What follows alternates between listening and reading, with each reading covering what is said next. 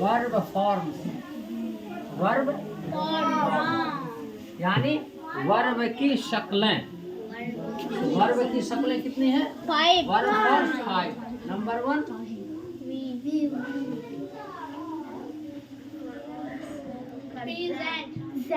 Present form.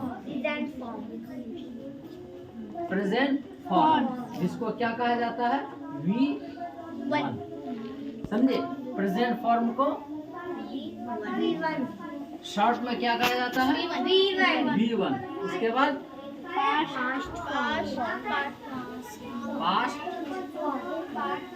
Past form इसको क्या कहा जाता है? V2। थर्ड फ्यूचर है पास्ट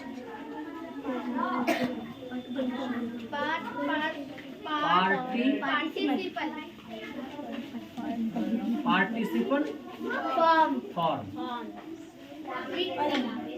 इसको कहा जाता है? V3। नंबर 4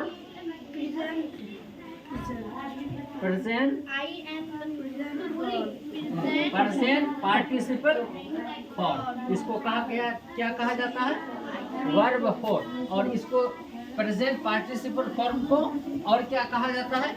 इंग फॉर्म भी कहा जाता है। इंग फॉर्म समझे? इंग फॉर्म इसको इंग फॉर्म भी कहते हैं। ING यानी प्रेजेंट फॉर्म में ING लगा देने से वो क्या हो जाता है? गो। ING लगा दिए गोइंग। समझे? Read ING reading. समझे? तो ये इंग फॉर्म ही कहलाता है। नंबर 5 है इसको कहा जाता है S और ES फॉर्म। तो ये टेंस से पहले इन चीजों को सीखना जरूरी है। समझे? 2 चीजें जैसे प्रेजेंट फॉर्म सबको पता है। जो भी वर्ब एक्शन वर्ब है वो क्या कहा जाता है? प्रेजेंट फॉर्म कहलाता है। जैसे गो, रन, कम, वॉक जो भी है ना ये प्रेजेंट फॉर्म है। तो प्रेजेंट फॉर्म को हमें सीखने की जरूरत नहीं पड़ती, तो अपने आप मेरे सामने आ जाता है। जैसे टहलता है, चलता है, वॉक, दौड़ना, रन, आना, कम, जाना, गो, ये है ना। लेकिन पास्ट फॉर्म को हमको याद करने की जरूरत पड़ती है। जैसे अगर प्रेजेंट फॉर्म गो है तो पास्ट फॉर्म क्या हो जाएगा? वेंट। गो वेंट, कम केम। समझे? तो ये चीज हमको ये करने की। तो कितने चीज बदल रहे, कितने में DED लगा करके ये किया जाता है। उसके बाद पास्ट पार्टिसिपल फॉर्म में जो वर्ब 3 को भी जैसे कम, कैम, वर्ब 3 पे क्या हो जाएगा? फिर कम हो जाएगा। समझे? गो, वेंट और वर्ब 3 क्या हो जाएगा? गोन। अब इसका इंग फॉर्म में क्या होता है? इंग फॉर्म बनाना हमारे लिए आसान है। वर्ब 1 में हम क्या जोड़ देते हैं? ING जोड़ देते हैं। और S और ES फॉर्म यहाँ भी क्या हो जाता है?